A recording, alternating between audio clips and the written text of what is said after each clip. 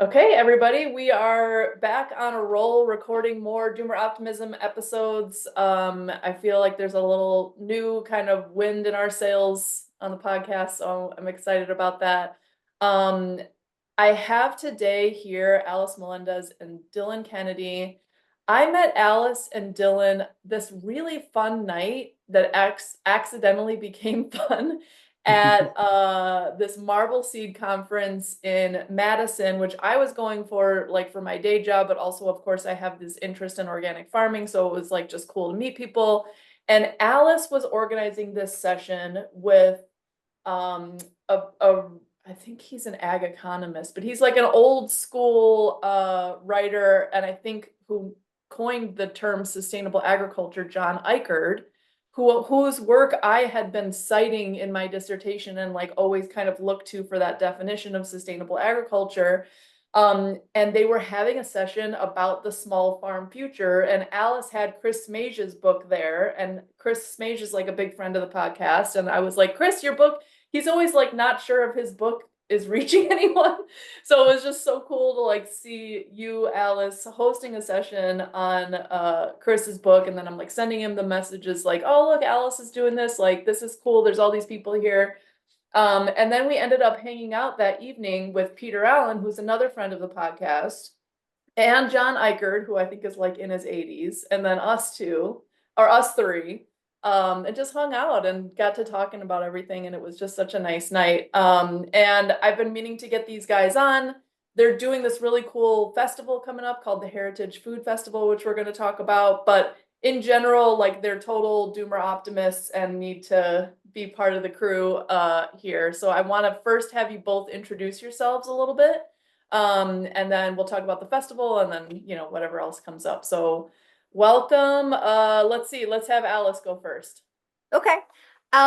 So my name's Alice Melendez. I grew up, in central Kentucky, kind of in the foothills where the bluegrass transitions into the Appalachian Mountains, and like half an hour from Red River Gorge climbing, cattle and tobacco country.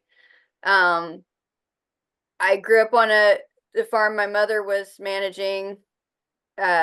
She came into it in the 80s with no farm background because like a great aunt of hers with no kids had left it to my grandmother who didn't want it.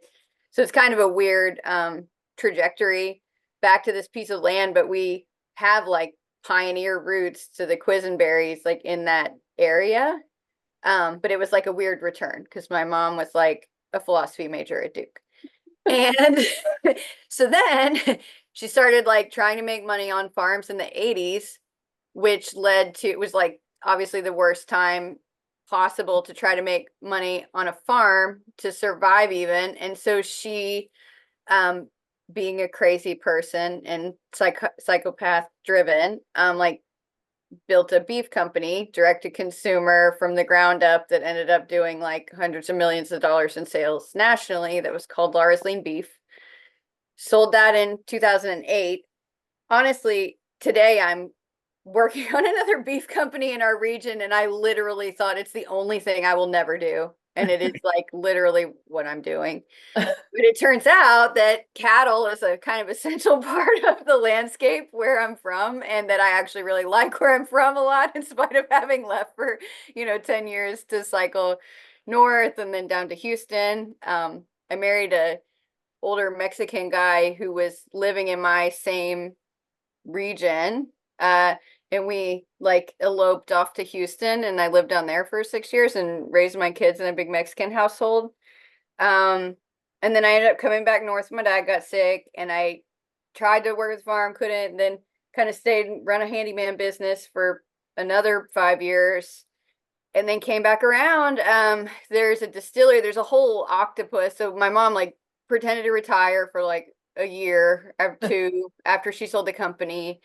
Couldn't do that. Came back to the farm. Realized again that it's hard to make money on farms without doing something special. Started at the brief time I was there, we started certifying land organic, and we got in the industrial hemp pilot. And then I left again, and a neighbor kid who now is like sort of an adopted brother who's like 10 years younger than me. So we're like 30, 40 years old and we're like grown ass siblings now.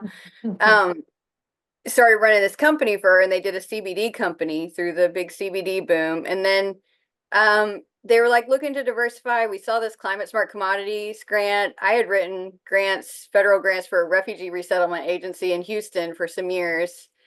And they were like, hey, do you think you can write this? And I was like, yeah, actually, I think it kind of fits our capacity because it's about both marketing product and having an interest in it, kind of environmental networking and community organizing, which like I definitely have.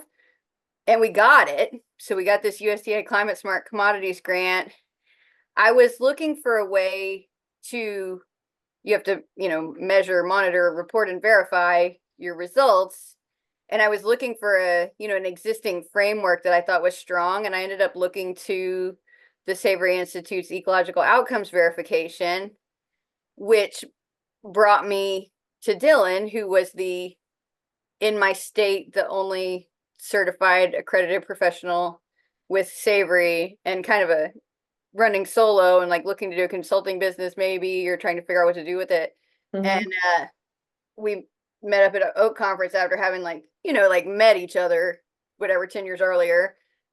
And I was like, oh, you're doing this thing. Like, do you want to come on the grant? And then to whatever, a year and a half later, it took us about a year to get the grant and get money in our hand. And now it's been about another year of running it. So I guess we're about 2 years into it, almost. We have this whole project, which we can talk about. And that project, one of the things it's funding is this Heritage Food Festival. Super excited about, which is in November.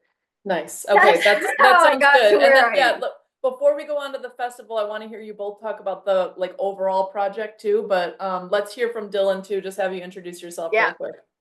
Yeah, sure. Thanks, Ashley. My name's Dylan Kennedy. I'm basically a major agroecology nerd for life that calls Kentucky home more than anywhere else. I've basically been a career farm manager since, my college years and got to meet a lot of really cool people. So it was just great to kind of reminisce on I think it was lacrosse this winter.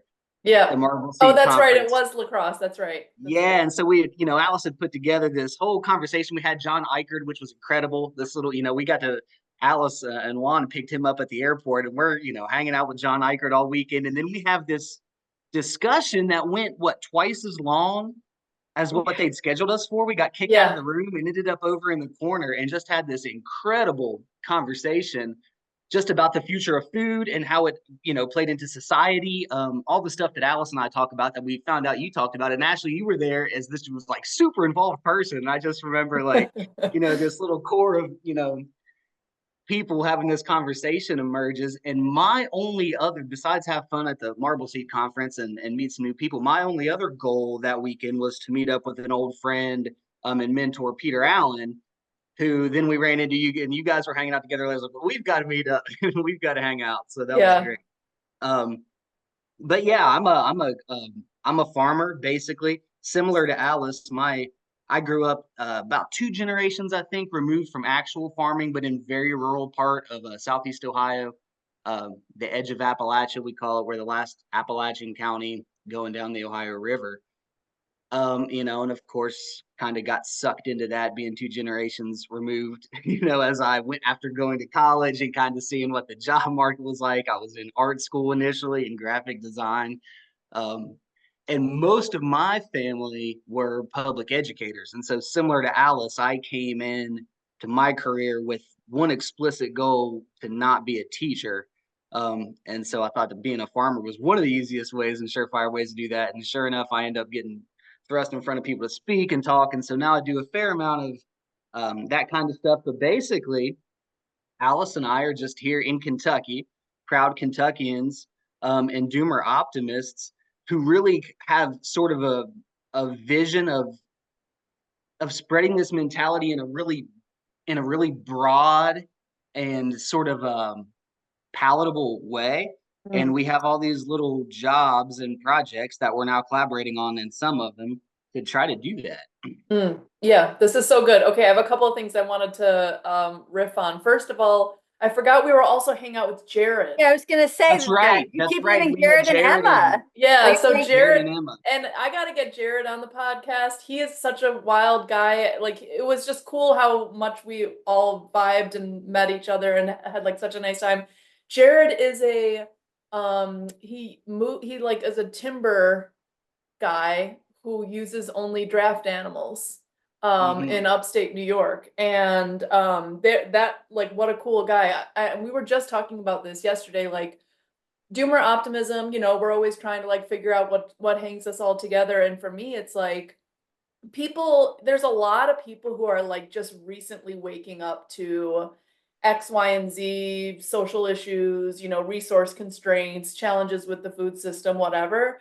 Doomer optimists figured that out like 15 years ago and have been working on various things for like the last decade plus. And Jared would be a perfect example. Peter's an example. You guys are an example where it's like, it's actually a pretty small cohort of like, I think like farmer philosophers, you know, Yeah. craftsman philosopher, people who Yeah. do something. And it's not even, you don't even have to be like necessarily a hands-on work person, but like a super active mother, active in your community, like civic engagement, whatever it is, where you're like, this is my thing, I'm gonna do this and I'm gonna learn from it and try to teach others what I learned. So it's so cool to like interact with you guys, and you know, you're obviously right in the wheelhouse. What's Emma doing? And also Dylan worked with Peter. Well, no, I only took a course with Peter. Yeah, But yeah. we kept in touch Yeah. to a certain degree. Yeah. That course, I think 10 years, we figured it was 10 years prior that I had been. So I think, yeah, been to his place, been to Mastodon Valley. But anyway, yeah, great. Yeah. And I've looked up and I cite Peter in almost every presentation I give. If you're with me for a presentation that's more than about a half an hour, you're probably going to hear Peter Allen's Yes. name chimed in Yes. there. And Peter's like, he's like the top, you know, of this philosopher farmer type guy. Cause he's just like, he just thinks about so many things at once. Not that everybody isn't like really amazing, but he just gave a talk at this last Wyoming festival we were at, and we did a little riff on like what ag policy, if we were like had the ear of the Secretary of Agriculture, what will we write for ag policy? And so yeah, that was really fun. But anyways, okay, so Alice, I Did cut you you off. What were record that? I have an audio of it, and we're gonna try to see if we can like make it Make it audible. into something. Yeah, I make would it into like to something. hear that as a just even if it was real crappy quality, because I've been thinking about it a lot. You know, just well, a la Eichard and sustainable ag. What does that even mean? Doomer optimism, kind of working on these regional food systems where we are, which is hilly and has never fully been colonized by the corn and soy. I mean, it kind of it, but it doesn't suit it that well compared to the Midwest. Whereas like in the Midwest now, like I listen to a lot of industry presentations, but the latest one is these fractal ag people, and they're like, you know, they're offering loans to existing farmers to pay down payments on pieces of land so that they can, but I mean, they're just on like conventional terms, and then they give them a couple of points bonus, like if they bring in regenerative practices, and they're gonna basically, you know, expand the land base of farmers who are quote unquote like successfully doing the like Iowa model. And they're like, see, it's great. We're not just like venture capitalists directly bidding against you to like run up the price of land and then not have anybody to farm it and have to lease it. We're just going to let you stay there. But like, if you screw up, then like, we're still going to like repossess your land. Like, it's just,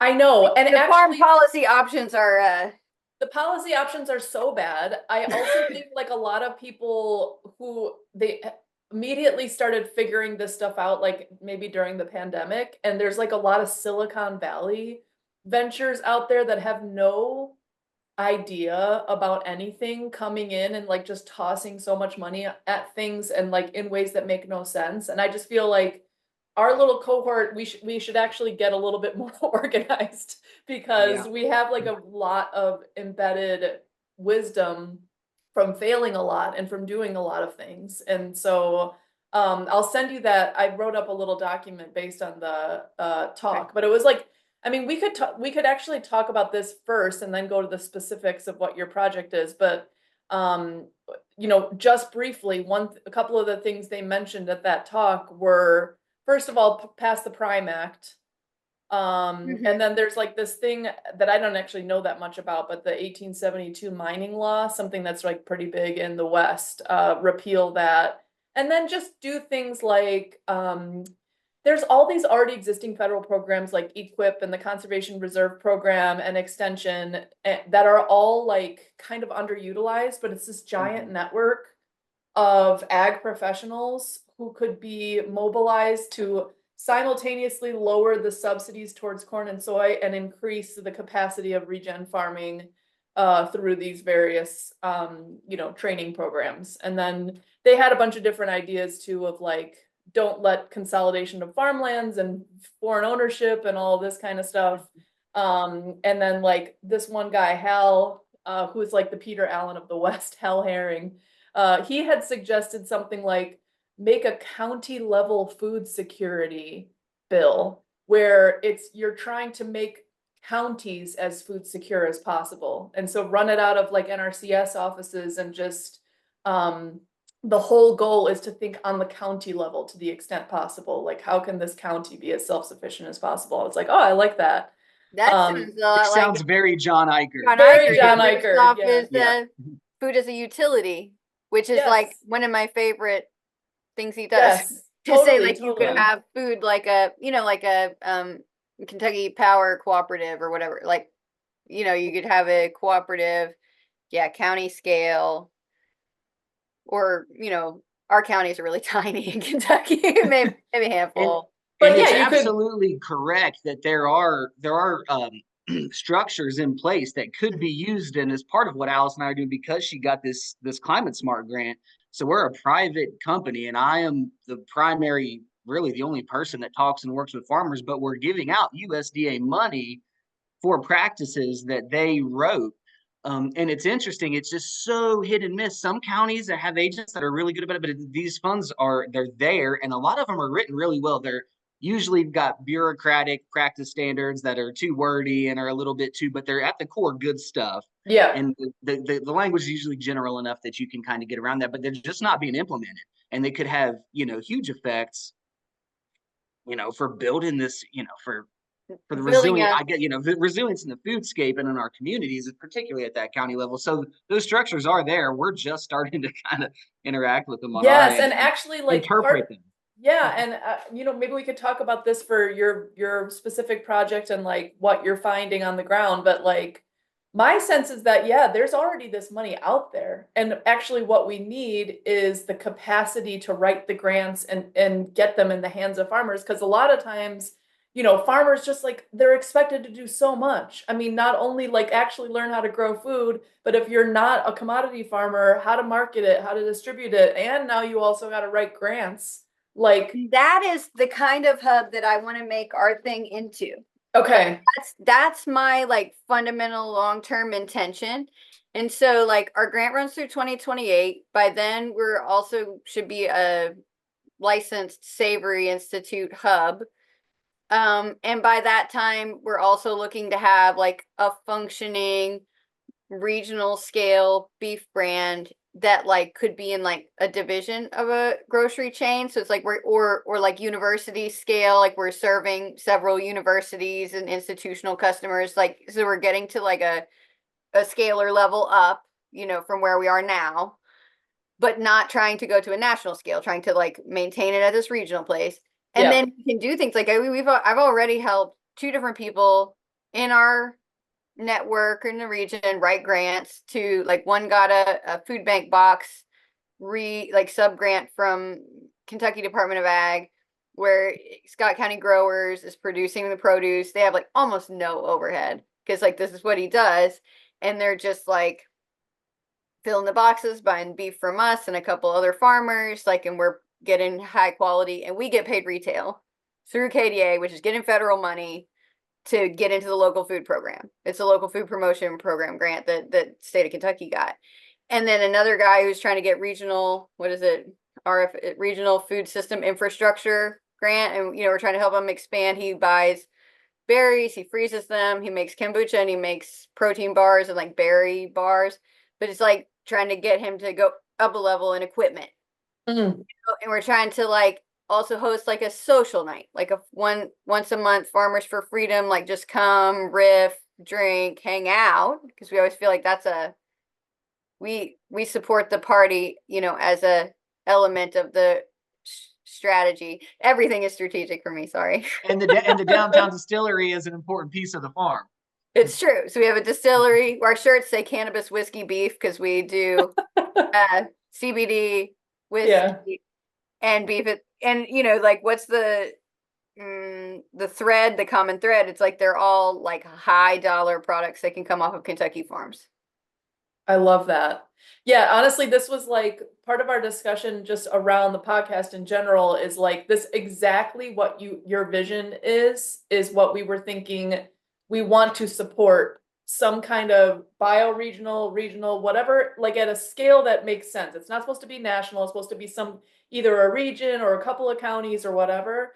And then I love this idea of like a hub for so many different things, but you're having events where people get to meet each other, education, savory certification, which really just like brings it to the next level, but also make sure that the practices are actually really good and on par, and not just like you're saying you're doing regen, but you don't maybe even know the stuff. So like teaching people that, making sure they get certified, making markets for these products, or marketing them, or like finding institutional buyers like schools, distribution, and then writing the grants and getting that grant money into the hands. I love that whole vision.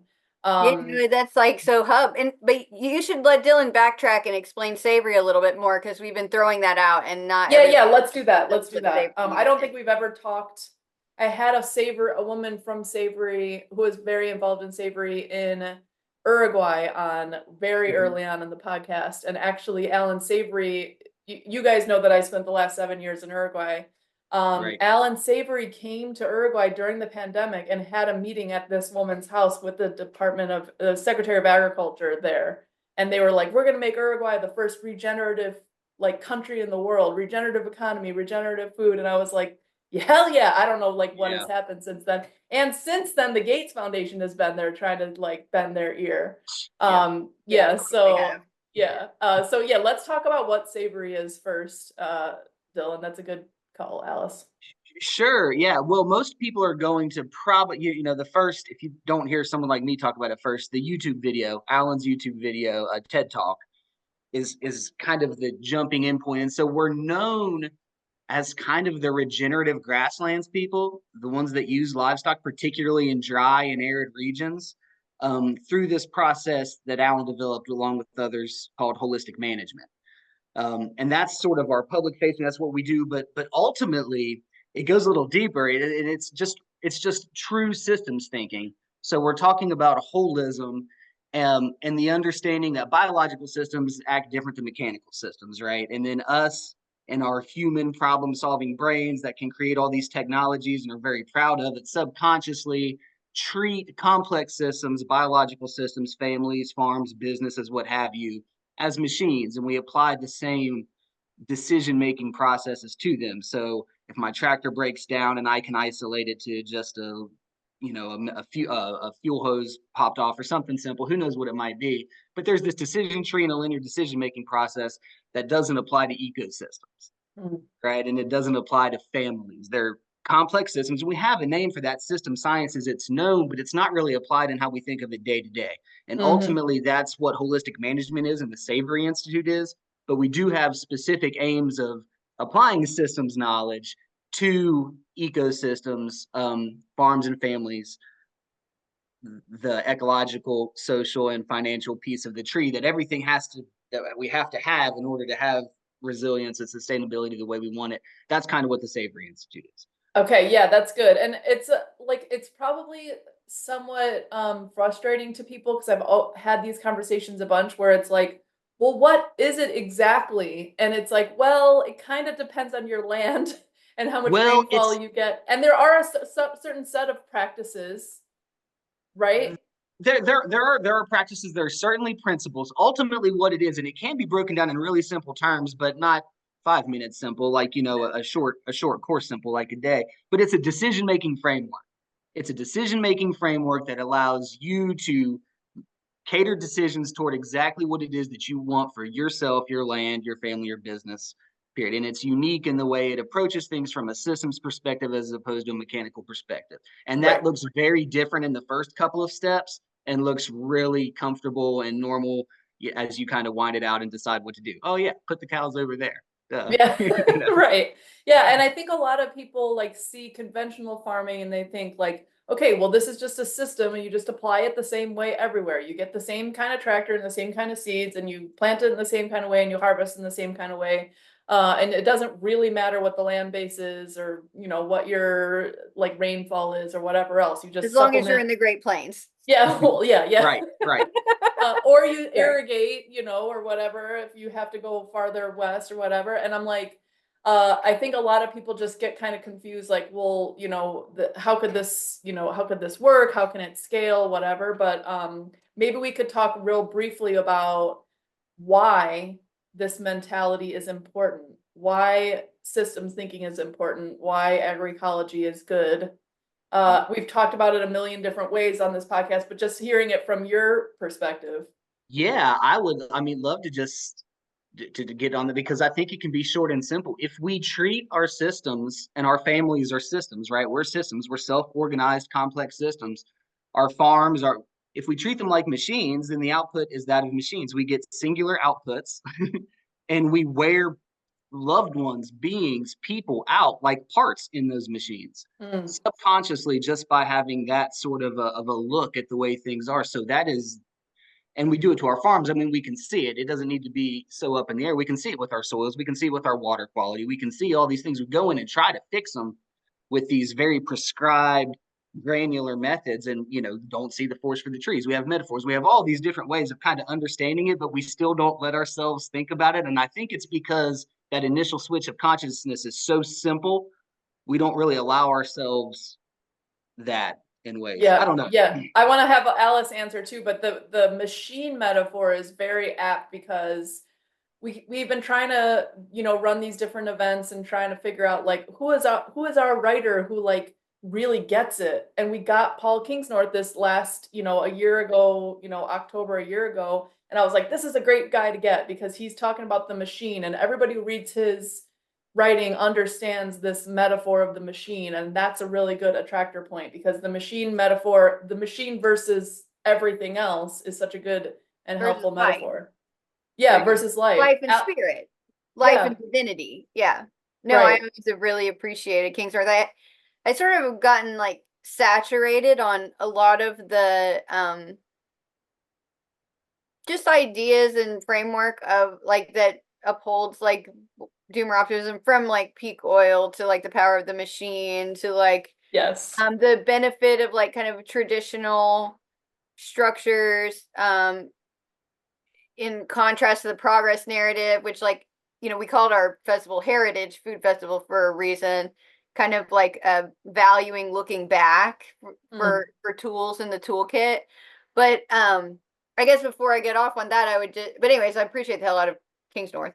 But I like don't even need to listen to it anymore. And what I end up listening to is like where I never get bored is in occult sciences. That's where I never get bored. But and then just like being on the land and just looking at it. Right. That's where I wanted to go. Was the other key to savory is that it's contextual, it's hyper contextual. So it is, you know, we named our grant the Ohio River Valley Climate Smart Markets because, you know, we're very we've been backing that bioregional framing again for a long time. I liked your point that like kind of doomer optimists like we're doing this 15 years ago and then, you know, have muddled through and learned stuff. But yeah, so it's you have to, it's a whole, so the framework is set in a holistic context, and the context includes the land itself, because can't get stuff out of the land like as if it's a non-living entity. Yeah. The land is alive and you're participating with it, and through a collaboration then you can get better results for everyone. But like an example here, so our forests were all cleared in the 30s, let's say, and so it's been about 100 years of grazing where we are. And of course at first, and it's kind of steep, and so of course at first, like, there was a lot more soil than there is now. Yeah. And like now we're to a point where most of the soil's gone. And so when you continue the same practices that worked 10 years ago, more and more you end up with like grazed to golf course height plus like ironweed sticking out. And if you were using like a mechanical mindset, you would go like, oh, I need to get one of those foam bars for my side by side that puts poisonous chemicals only on things that are tall, and then I like drive through and kill everything tall and it will support my grass. Yeah. Because people fucking hate tall plants, and I'm like a strong advocate for tall plants. People Regular hate tall challenge in my plants. life. There's one thing people hate, it's tall plants. Yeah. That's so funny, but so true. It is true. Unless they're and trees. But the Right. like the in the tall between height. bushy things, they're like, maybe they're Yeah. too tall, and it should be just, and it's that Victorian lawn mentality for like clean fields mentality. And so both we need to situate ourselves in the context of the land, and more listen to the land directly and include the land as an active participant in our conversation. And so we have a lot of observational techniques in this like ecological outcomes monitoring practices, like how is my land, like how much bare soil is there, how much plant diversity is there, how much biomass is there on top of the ground, how is water infiltrating, which is Savory trying to put data points that like the outside world can respect, but also trying to give farmers like measurement tools to see if you're on the right track or not. Yeah. And so, just developing a collaborative relationship with the land is like kind of the key to the whole deal, because like right now, like every county that tried to be food self-sufficient would starve to death because like we're dependent on global supply chains to feed ourselves, full stop. And like, so in order to be able to bring that fertile, productive capacity back to our homelands, like we're going to have to listen to the lands because we've burnt them out. Yeah. Yeah. And I'd be thinking about this global supply chains thing. And for some reason it came to me last night. When I was in college, I helped a geography professor. I translated stuff out of Spanish for some of her work. Her name is Suzanne Friedberg, and she wrote a book called French Beans and Food Scares. But I think this was like for a subsequent book whose name I don't know, that was about the effect of refrigeration, the effect of the cold chain on our food systems. And it changed everything. Like I met a guy in Winchester, a Mexican guy who built these like 20 feet tall industrial metal shelving units underground, drive a semi for miles underground, acres and acres and acres of freezer land, next to the huge kill plants. I think the site was in Missouri, but like we just have no, it's easy to forget the scale of freezers it takes to do the corn, soy, meat diet that our lives are based on now. Mm-hmm. And I think that the cold chain may be the weak point. And so good time to get back to nurturing our land. Yeah, definitely. A couple of things I wanted to riff on. The collaboration point is so essential, and I don't think anyone's ever said it on our podcast like that before, but not just collaboration with like local people, but collaboration with the land, collaboration with animals. Like it's a whole different approach than to think, how can I write a policy that maximizes utility, that's based on rational indicators, that sort of muscles the world into the way that I want it to be, versus how can I collaborate with this place and these people and these animals and even wild animals to to, I don't know, force the whole system towards something more healthy. And another thing I want to highlight is a lot of people get on Savory because he's like, they're saying this is so wrong, but they say he's like anti-scientific, when a lot of his work is about observation and context specific indicators. But I will say, in Savory's defense, there are measurements that he suggests doing, actual scientific measurements. And just because, like, I have this whole opinion, and I'm sure other people and you all probably have a similar frustration, but what you measure is power.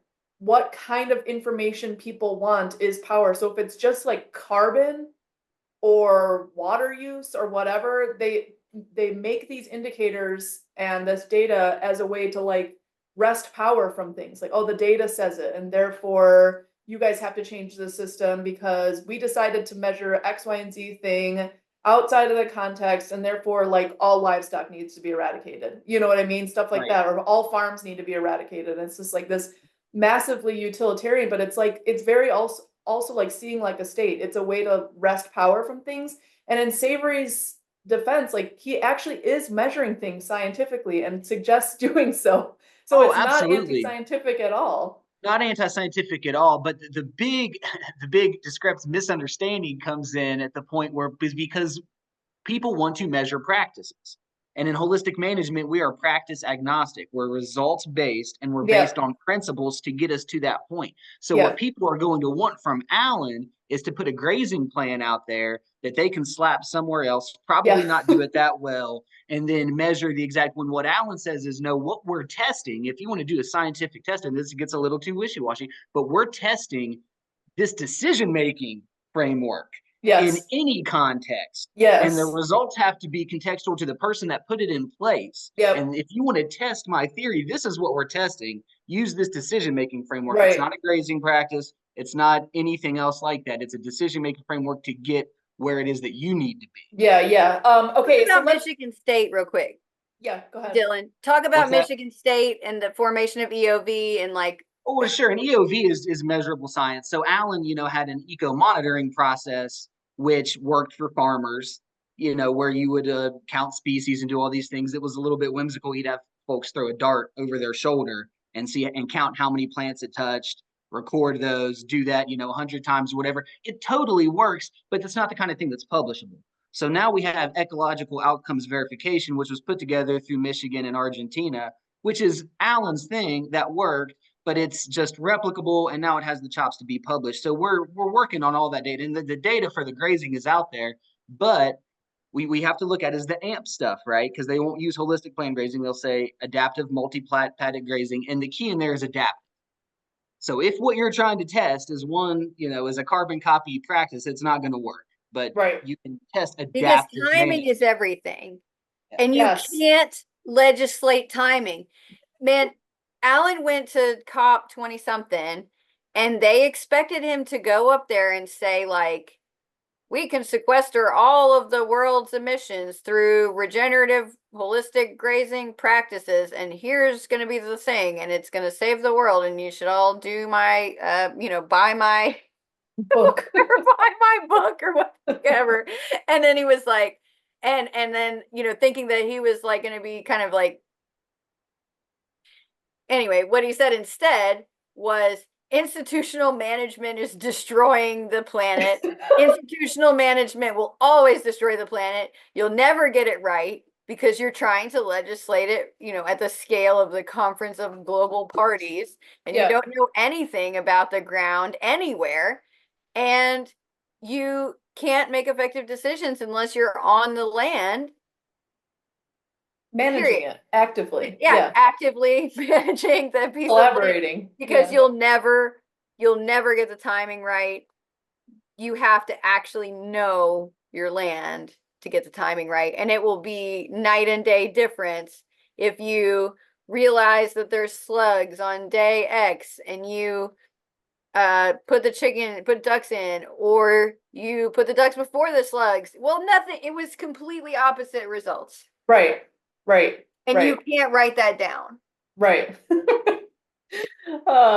This is good. Okay, so let's talk about specifically, we talked already about like in your dreams what this little hub could be, but what are you specifically doing for this Ohio River Valley bioregion project? And then tell me the scope of the project right now as it is, and then let's talk about the festival. So we have these, we call them 10K infrastructure investments. And basically we talk to farmers, we figure out practices like that match up with the USDA aligned practices that suit them and that they can meet. And they say, yeah, this suits me. And then we say, what's your kind of weakest link, like that is infrastructure wise, that's blocking you from doing this well? We'll put the money there. And we have these, like I said, these little, like we call them 10K infrastructure investments for people in it's Ohio, Indiana, Kentucky, Tennessee of the Ohio River Valley watershed. Awesome. And have you started doling these infrastructure investment things out already? And how's it going so far? Like, what are you learning? You know, what's working well? What are you adapting to? Maybe Dylan, you can answer. Yeah, sure. Well, it's interesting. We're learning a lot. We're learning that it's slow. We have to take a couple of these steps through the government, you know, information chains, I guess. And so it does take a while. But it also takes a while with farmers. There's a lot of relationship building. And that's kind of what I spend a big chunk of my time doing. But we have gotten some folks paid, and it's a lot of fun. I don't think even the ones that are used to getting government programs don't seem to be used to having the conversation start from the point where we started, like Alice mentioned, was, okay, what's the weakest link in your operation? You know, we're not necessarily going in. The biggest thing that I never want to do on a farm is kind of push them into doing a practice that they didn't already want to do just to get the money. Right. Yeah. And it seems like that's a way a lot of these programs have worked in the past. And so and ours is, you know, Alice wrote this grant flexibly enough that we're kind of allowed to do that. And so really, you know, I got the best job in the world because I'm basically a farm tourist, and I try to figure out how I can get people money for things that they're already doing or things that they want to be doing, but could use another 1,500 feet of water line or whatever it is, or just a whole bunch of new step-in posts and reels. That's amazing. So your day to day is like getting to meet with people, make relationships, you know, kind of have fun, but you're welcome because you're coming in with potential money for them towards something they actually want to potentially invest in. Yeah. And, you know, another thing that we already kind of knew this, but, you know, farmers are stuck to the land, especially, and almost all of them have full-time jobs too. So then by the time they really want community around talking about these things because they don't get a chance too often with their own families. And many of us have experienced this. So they really like sometimes my first farm visit, it might take 3 or 4 hours and we don't really get many places, but You're just talking. That's just what's needed. I'm just listening almost, you know, on those longest, I'm just listening almost that whole time. And that's where, you know, so we can give this money up front. On the far back end, we're building these businesses that can plug into some of the products. And sort of in the middle, where Alice and I think both really like to live, is in the just making the connections and introductions and seeing what kind of has wheels to take off and what doesn't. And that's kind of, I think, where the real work really is. It's the least maybe quantifiable work. Yes, but that's where the real work is. Yeah, this is a kind of similar thing that the podcast is doing, but just like totally, you know, this very more ephemeral way, but like being aware of all these different parts of the system and then seeing points at which those two parts need to talk to one another who aren't currently talking to one another. Like, oh, you need to talk to this guy. He's been wanting to open this kind of business, but he needs a product, and you guys connect, whatever it is. Alice, any so far, and then we'll talk about the festival. So far, any like other insights or challenges or thoughts about I just love what you just said. I mean, I think that's exactly right. it's not the role for everybody, but it's the role that I like, and that it seems to be the role that you like. And so that's been really Rewarding. You like it. rewarding. It's been Yeah. really rewarding. And no, and there is like, there's also no, there seems to be, not no, but there's all this economic incentive to do sometimes really weird and perverse things. Either there's an economic incentive to like just make as much money as possible or build businesses, which is probably a good thing to, you know, help people in their businesses. But then there's all this grant money toward researchers who in my, I mean, I don't want to be so down on academia, but these researchers get all this money and they're just spinning their wheels and they're just writing white papers and no, like nothing comes of it. And like, so it's, I feel like it's really cool that you were able to write this grant and get it funded in this, what I think is a very practical, tangible role needed in like rebuilding civil society, which are these connector people. You know, there's always been in like any kind of traditional society, a lot of times, like for example, stay-at-home moms or, you know, the house mothers or whatever, they would be like running civic organizations, and then they would be talking about like, okay, well, you know, the businessmen need to be talking with the schools and they need to be, you know, doing some sort of patronage in this direction. And, you know, they facilitated those connections between different actors in society. And so it's just cool. It's great that you got this I funded. would, I want to, I mean, I would just say that, that lonely isolation, that I joined my church choir, which is funny. It's like David Fleming's recommendation, in, Lean Logic, but I had already done it before I joined, Surviving the Future online class.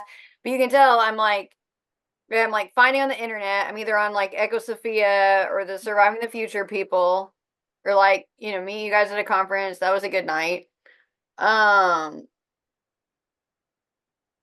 But like I get super isolated. I was like, it's like Christmas music, and I was like crying, which I hadn't done, like just like tears pouring down my face, can't stop it, in a long time last night. And I was like, I miss this like gathering with the whippoorwill people, because it was too much of a stretch, and it felt like they, you know, wanted people who were like free in their lives and could afford to come for 3 days. And like, I can't, because I have like 5 dogs and 2 teenagers, and it doesn't work very well for me to leave. It's already hard. And I was just like, oh my God, I'm like so isolated. And that's so normal. I know. Like, God, the only people I talk to is at work and like a little bit at the house. But like, I don't know, I got one buddy who's a band mom in this town. And it's just so impoverished when you have a, I don't know, it's like I have some kind of transplanted memory of like what communal life used to be like. It's like it's like I would go to concerts in the 2000s and I would look around me and I'd be like, I know this was different, and I can like smell it. I can tell there used to be something here that's dead now. Yeah. And all of life like kind of feels that way. And I'm fucking tired of it. And I know. Yeah. I'm hopeful that this hub will help. Yeah. Okay. So a couple of things. I agree with you. I also like have been at a lot of these like, so not to like make fun of anybody, but like kind of too self-conscious doomery people. And they're like not the funnest people to hang out with in a group. Especially if they have no practical, like, you know, thing that the project that they're working on too, where it's like, there's this writer in the UK who, Eris Rusinos, who calls them like the hugging and weeping crowd. And it is like the hugging and weeping crowd, but there's two ways in which I'm really committed to combating those things. One, do actual projects, what you guys are doing right now. And in the process of doing these actual projects, like everything you're doing is making connections with people. And then your day to day is like actually having these working relationships that are like acquaintances that are starting to turn to friends, and now it's like everybody's working in the same direction, and we know we're on the same team, and we're kind of like building this solidarity in your day-to-day like work and life. And I'm doing that in Chicago now, but you know, just like day to day, how can I help? How can I help like coach my kids' teams? How can I be involved in school? How can I help, you know, volunteer for stuff at church? Like just, you know, normal day-to-day stuff. And then now turning to your event, every once in a while, I think it's fun to have an event like you guys are having, like I've been hosting these various different things. And, you know, it's kind of a luxury. And I think to your other point, it's a luxury to be able to go away for like a weekend to these events. It's not something like everybody has access to. I do try to make it so that like there's always some kind of cheap option at one of my events, like this wagon box one. It's like you could come for a cheap ticket price and you can camp, and you know you can make your own food, and you don't. It's not going to be like, you know, hundreds and hundreds of dollars out of pocket to go, you know, attend one of these things. But yeah, but I think that these events can also be super energizing, like just a little point in time where, all right, all these people, like these are my people, we're all getting together, and we're all. I like having these events with people who do stuff, and then you can learn from each other, as opposed to just events where people are talking about their feelings. You know, maybe it's good to talk about your feelings sometimes, but if it's like the whole thing is just like sad feeling talk, I'm like, okay, I can't, like I'm sadder when I leave as opposed to energized, you know. Yeah. So let's talk about the Heritage Food Festival. Let's talk about what the idea behind it is, and you know what's going to happen there. Well, so it's November 8th to the 10th. It's at Terrapin Hill Farm in Harrodsburg, Kentucky. You go to heritagefoodfest.org and please buy a ticket because we need to sell some tickets. We have an awesome crew of teachers, you know, so it's like sort of Friday arriving, making camp. The site is gorgeous. There's all these covered spaces. There's a kitchen shack with running water, ice, power, and a 3-compartment sink that you can hook up to a hose. So bring your own dishes. You can wash your own dishes. Like, it's so convenient. It blows my mind having organized a festival in other locations prior to this. I'm so happy. It has bathrooms. We got showers and bathrooms. Oh, it's so great. It's like there's not going to be a shortage of plumbing. Like, it's going to be amazing. Fancy plumbing. Yeah. Yeah. It's like camp showers. Like Yeah. for 4-H camp or something. Yeah, and then like you know, we'll have a opening fire because, you know, people have been gathering around fires for like 100,000 years, and then Dylan's gonna render lard over it all day on Saturday and teach people what that looks like. It's a mix of real practical skills, so like processing a chicken, or like making a nice fall ferment that mixes in herbs with your cabbage, or making sourdough. We're working with a lot of Weston A. Price Foundation people, so you know, dietary, traditional diets for health. Again, we called it heritage because we do not believe that the arc of history leans towards everything getting better forever until we go to Tomorrowland and the stars. We actually don't think that's true, and are interested in like actually countering that narrative by saying, no, heritage is worth revitalizing. And then there's like people who are focused. There's Bionutrient Food Association is co-hosting, so Dan Kittredge is doing a keynote about soil health leading to food health, principles of biological systems, and like the connection between healthy biological systems and in the ground and in the livestock and in the vegetables, and healthy biological systems inside your guts and your brain and all the places where you turn out to be a biological system too. And then some really good, really top-notch permaculture. I think, you know, maybe probably one of the best permaculture sites east of the Mississippi, at Salamander Springs Farm. Susanna Lean built it out of straight up red clay and brambles, like on a hillside off grid. And she's spent a lot of time in Guatemala, and so her class is called Milpa permaculture. So a Milpa system is like what Central American people put in their yards when they don't want to starve where they live, which is a combination usually of like chickens, corn, squash, beans, and 15 other plants that work well with them. It's terraced, like, and so she's a genius at what she does. And I think she's also going to do seed saving. Um, and then this guy, Mark Cohen, who comes from Agraria, he lives in Yellow Springs, Ohio. And he's been teaching these resilience classes that, so he's got this like kind of, we call them like lifeboats, on grid, off grid. How do you deal with, how do you create systems for yourself that give you resilience in the face of unknown futures? And a thing, an inner terrain, outer terrain, which goes to what we were kind of just talking about, that sort of like your mental, the links between your mental states and what you create on the landscape, which is one of the things I'm most excited about. So yeah. Cool. Dylan, you want to add anything about the festival? No, I just think it's going to be a lot of fun. You know, I think we're trying to set it up to have a little bit for everybody that's into this stuff. So you can go listen to, you know, some pretty in-depth soil microbiology talks and tie that in, or you can come out and sit by a fire. We are intentionally having it in kind of that first full weekend in November. So it's hopefully cool enough in Kentucky to kind of gather everybody around the fires, and also to be able to, you know, be out there cutting up chickens and stuff like that, which we'll do a little bit of. But yeah, it's going to be a lot of fun. That's fun. I a couple of comments. First of all, I love that there's all these practical aspects to it. That's so cool. There's it seems like it's there.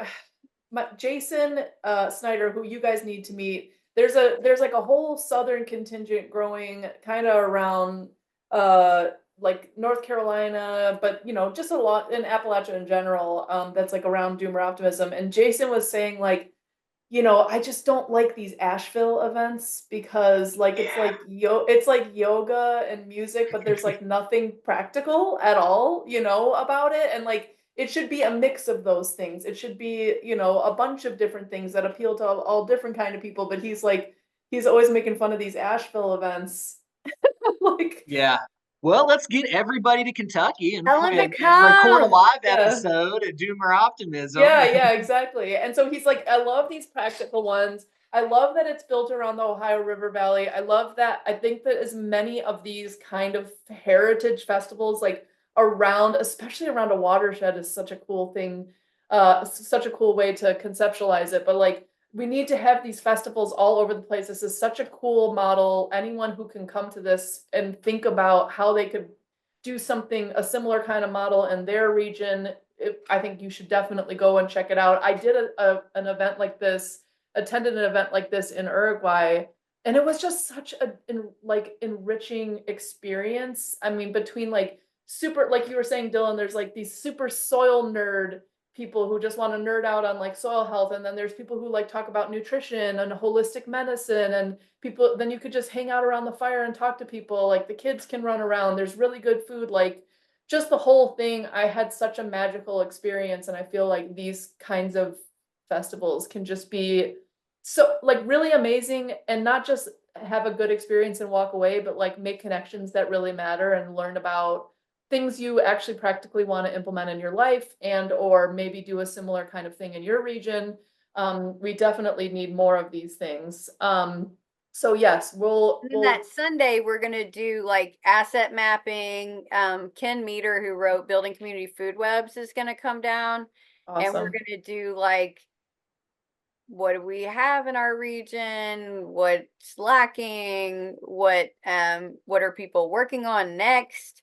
How can we amplify the volume of from here for here food Mm, in general? I love that. Well, in specific. Yeah. Yeah. Yeah. And just to amplify that last point, Ashley, if you don't mind, real quick, I really, you know, I'm glad that you're kind of that you've latched on not just the hands-on, but the sort of casual piece of it, because that's a huge thing that we've been hearing from our farmers. And then we met you at a conference, and we do these field days and all these things that are very informative, but they are a little bit formal. You know, what we find is we see the same people at you know, 5 years, 10 years. There's new people too, but they're getting, and what everybody wanted was in our farmer network, especially, is something that's just a little more casual where we know we're going to get to talk about these things, but it doesn't have to be all presentations, or it can have that and you can go do this. So we think that's a truly important part. We have these get togethers and there's very little space. for new conversations to erupt, which is what kind of Alice did when we met you, and we're trying to keep that going. So I hope that makes it more approachable for a lot of people because we want to hear what everybody is doing. Yeah, exactly. And I think I've had this kind of tension in my other events too, where it's on the one hand, like you want to get as much information out there as possible. You want to give people a platform to talk and, whatever, but then people get burnt out on the talks and they really, I mean, what people want, and Alice, you were talking about this earlier, but like people are lonely and they really want like good conversation. They want to feel, I was just saying this to a reporter who was covering this last event, like I'm less interested in the kinds of events that people go to for status or clout. I'm more interested in cultivating events where people go to be understood and to understand. Like it's really, that's what it is. I mean, a lot of the people who I think of in the Doomer Optimism Network are like farmer philosophers are very lonely. They're doing their thing. They're very pig-headed and they're, pushing their way forward into the world. But a lot of times they don't have like, other opportunities to hang out with other people who are like at their level and, experiencing the same thing. So just having like a cool place to hang out, sit around the fire, have food together. I think it's so important. And I think it's so cool you guys are doing that. Okay. Any final thoughts or words you want to get out there while we have you? There's a whole contingent of people in the South who are like trying to get organized. And so I don't know, maybe you could invite them in to this, to join with you and collaborate, not just to come to this festival to get to know you both, but maybe do something, get part of your network somehow. Yeah, we'd love to. That's one of the reasons why we do this. we like to build networks and connect networks. Yeah. All right. Well, this was so nice. I'm so glad you guys finally came on. Thanks for reaching back out, Alice. It was like we had kind of a slow summer recording.